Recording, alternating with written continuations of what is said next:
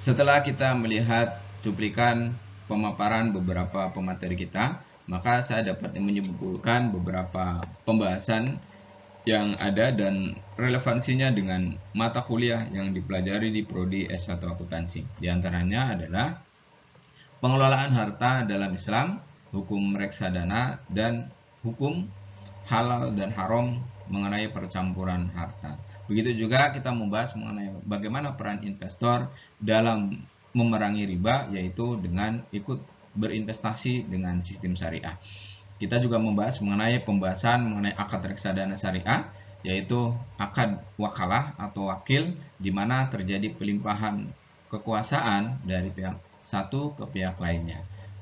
Kita juga membahas mengenai akad mudharabah, yaitu dengan melimpahkan suatu harta si sobul mal kepada mudharib atau pengelola ya, atau pihak lain yang bertujuan untuk diperdagangkan atau dibisniskan dengan sistem bagi hasil.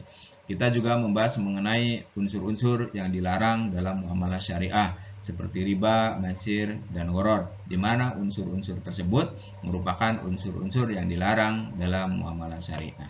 Nah, keterkaitan topik yang dibahas tersebut dengan mata kuliah yang dipelajari, yang pertama ada pada mata kuliah akuntansi syariah, di mana di akuntansi syariah sebelum kita mentreatment suatu transaksi, kita harus menganalisa bagaimana status transaksi tersebut, apakah sah menurut syariah atau tidak. Maka di sana dibahas mengenai apakah di dalam transaksi tersebut mengandung unsur-unsur yang dilarang dalam transaksi syariah. Begitu juga kita mempelajari mengenai transaksi reksadana, mengenai transaksi mudharabah, dan lain sebagainya.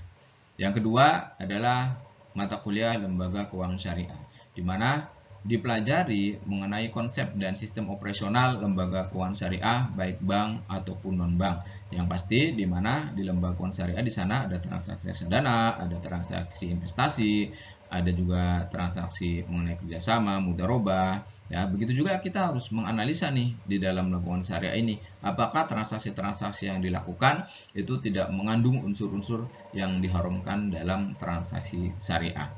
Demikian pemaparan kesimpulan dari topik yang dibahas oleh para pemateri dan keterkaitannya atau relevansinya dengan mata kuliah prodi yang ada di Prodi S1 Akuntansi di Universitas Mercubuana.